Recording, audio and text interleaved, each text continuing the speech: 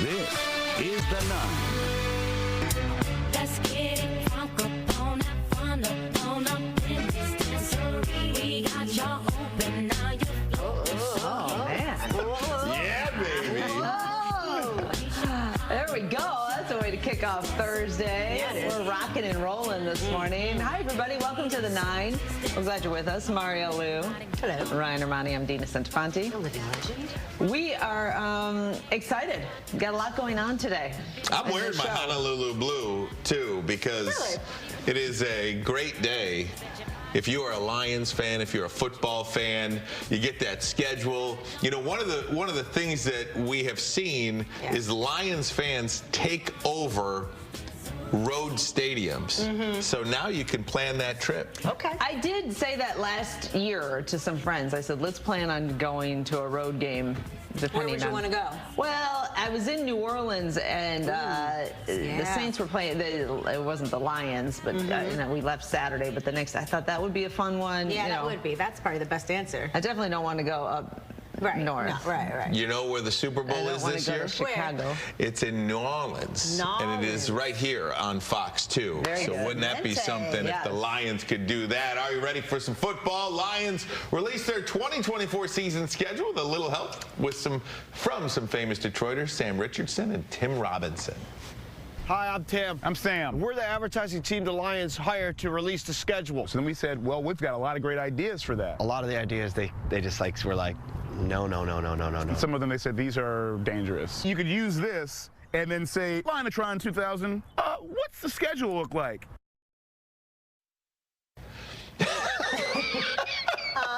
Is that killing you? The Lions start right out of the gate. Prime time. They host Matthew Stafford and the LA Rams. Sunday night football. 3 weeks later, Monday night football against Seattle. So 2 games at Ford Field under the lights. How about that? They draw an early bye week. Week 5 is their bye week.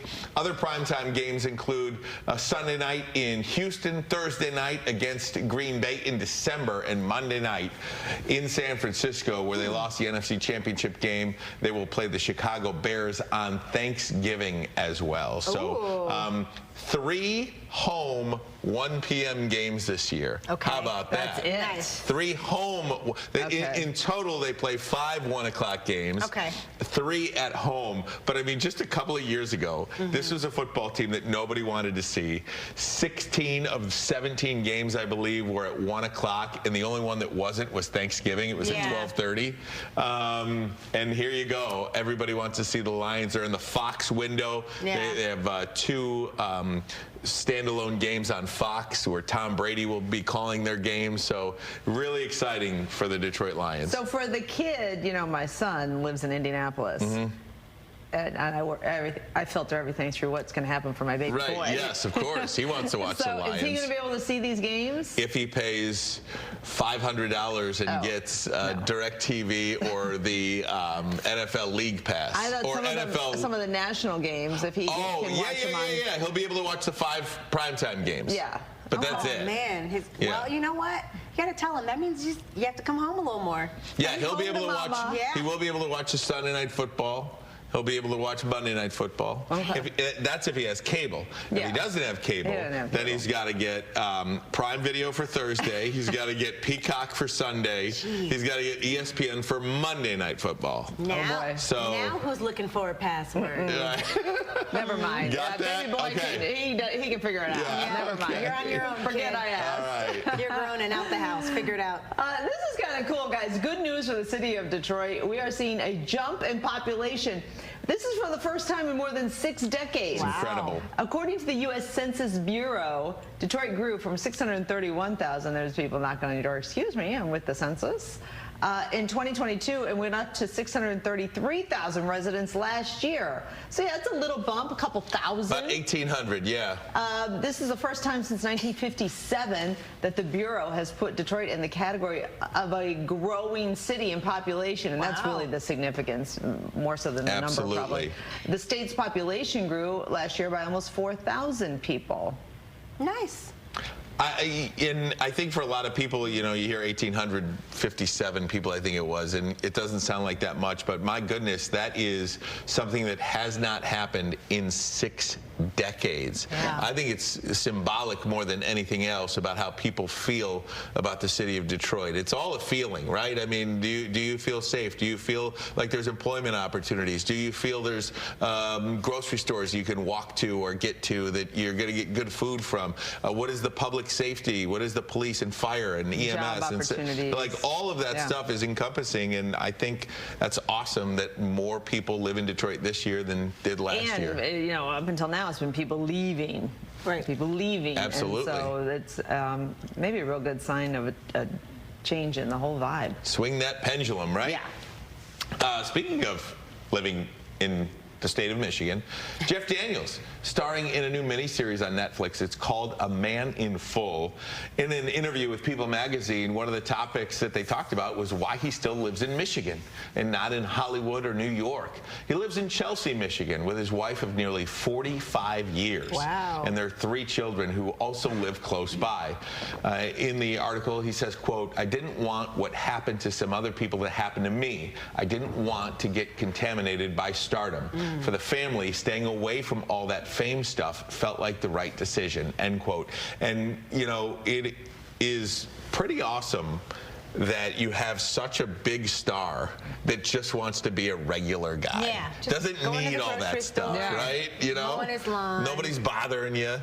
Mad at the HOA. Right? Regular guy. Right. Stand in line at Costco. Yeah. I had just chatted with Lee Thomas about Jeff Daniels because you wonder, does it hurt you not? Because that's why people move to LA or New York, right? Yeah. Because you want to be where What those the action opportunities, is. yeah. Taking meetings. Yeah. Whatever they're doing. He said, "Zoom me." Yeah, and it hasn't hurt him. I mean, this is a guy who has had an incredible career and still is. This show on Netflix is getting pretty good critical acclaim. I think there is something endearing about Midwestern people, too. Sure. You know what I mean? And I think if you don't take the Midwest out of the guy, you do get those Maybe that opportunities. does People make do him want to be, more people appealing do to want to work be with. around you. Yeah. Absolutely. Yeah. Good for Jeff Daniels. Now to an upcoming Summer Olympic game in Paris. We're all looking forward to that. But guess what? The beds that the athletes will be using, they've arrived, and they are known as the anti-sex beds. Oh. The what? Anti-sex beds. This is a problem in the Olympics. Apparently not a problem anymore. The organization wants to deter lovemaking in the City of Love. Look at these beds. Teeny tiny little twin-size bed with frames that are actually made out of cardboard. So the idea is that they're too small for any kind of side-by-side situation, and they're too weak for more than one person. That's right. They can't handle the weight. Not going Very to do weak. a whole lot of jostling around now. No. If you're a wild sleeper, Very weak. keep it in control. This video is, these are the same beds that were used in Tokyo in 2020. It should be noted, Olympic athletes have a reputation for having relations with one another in the Olympic Village. That's part of the fun, they say. I mean, I guess no fun for you. Just go around the world. Yeah. Kind of thing. why is it such you wonder, because I was reading a former Olympian said when he was in Barcelona in the 90s for the Olympic Games, Yeah. he has never had more Relations. than he did in that 2.5 week time span. What? Not before and not after. It was a crazy 2.5 weeks of his life. Do you think it's kind of like, and forgive the analogy, but like animals in heat? You know what I mean? They're so pumped up for competition. Yeah, You know their what I mean? hormones are. Relief. Yeah, it's a release. You know, you're so like. Yeah, pent up, and you just Yeah. need to relax before you go throw that javelin. Now Rocky Balboa, said no to that kind of stuff. You know, Well, that's what he says. Well, yeah. I better stop. But they are living in. There's a bunch of very high-achieving, good-looking young athletes who Yeah. are living in very close quarters. Right. There's a lot of downtime, so I'll it makes say. sense. Yeah, but then aren't they? They're also adults who can make their own decision. I don't know. It's just like I wouldn't want to make it my business to police that sort of thing. There must be a problem with it. That's why they're making these cardboard beds. They must Professor Scott Galloway from NYU, who we talk about on this show, would encourage that. He wouldn't like this. Yeah. He thinks people should be doing more of it. It must be detrimental to something. Yeah, Rocky says it weakens the legs. They're doing the relay race in the third, the fourth guy in the relay. He's like, woo, I am tired. Eating out, we know, is expensive. And these days, you might not, you go out with a group, you might not want to just throw out that credit card. No. Especially if you're over there eating a little appetizer, having a glass of water. Wall Street Journal. Just had some ice water. Wall Street Journal asked etiquette experts, and here's the advice of what to do. First of all, if you invite someone out to do something, you are no longer expected to pay. That's an outdated, theory. Also, be upfront at the beginning of the meal. Say, hey, let's split this. Yeah. You pay and I'll Venmo you. Okay. Or how about I'll pay and you Venmo me. You can Venmo me. Yeah. And it's okay to say, hey, I just had a salad and a water, so I'm going to pay less, everybody. Is that okay? Ooh, I think that gets tricky. Yeah, that gets a little awkward. But if you are traveling with a group and there's going to be a lot of charges, the Uber charges, restaurants, all this stuff, tickets, there is this app called Splitwise. I've talked about this before. It's a free app, and it does help really split things up according to you paid for the Uber, and then you put all the people's names in there, and you can, and it makes it very nice and easy. But is it nice and easy for the waiter or waitress? Do they want because you with to be splitting the bill? Splitwise, you don't have to split the bill. Why is it so hard for the restaurant? Why is it so hard for the server? Is it all about, do you not think you're going to get the tip, the appropriate tip for the total bill?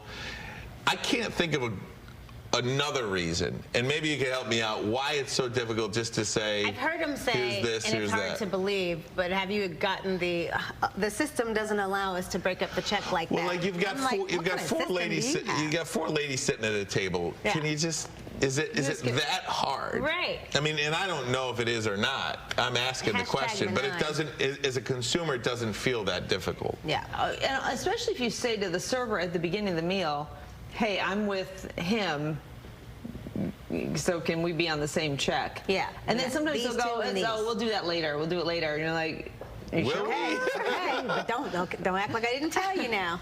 I think money is one of the most taboo topics that we as a people talk about too. Nobody wants to say that they can't afford something. People don't want to do that. People don't want to look. They don't want you to feel sorry for them, or they don't want you to look like a big cheapo. You don't want to look like a cheap. But then you always got the one person at the table who's like, let's just get the bottle. Right. That's and then you've also got, that's right, you have the big shooter who has to get the best of everything. Yeah. And then, it's like, can't we just do our own thing? Yeah, can't we? Can't we? Apparently not. How do you do it? Because you're going to be going out more. The weather's nice. I'm going out today. The weather's breaking. And how do you do it? How do you break up that bill and not look like El Cheapo? El Cheapo. Hashtag the 9. Jump in. Anything you want to talk about? Plus, we're giving away a mug. You have until 10 a.m. to enter. Information right there on your screen, fox2detroit.com. Hey, Derek. I'm going to go out to lunch with Marielle. I'm going to get the bottle, and then when she commits to it, I'm going to go, great. Do you have the 2018? It's just a better vintage than the 2020. Like we don't care You gotta about get price. what you like, Derek. Just get the better bottle. Big Daddy Derek got the cash. 2017 was a terrible year It's a bad year. 2018, if you got one of those. Guys, sunshine outside. Another beautiful day in store for us today. Great end of the week with the exception of maybe one day of thunderstorms. We'll talk more about that coming up.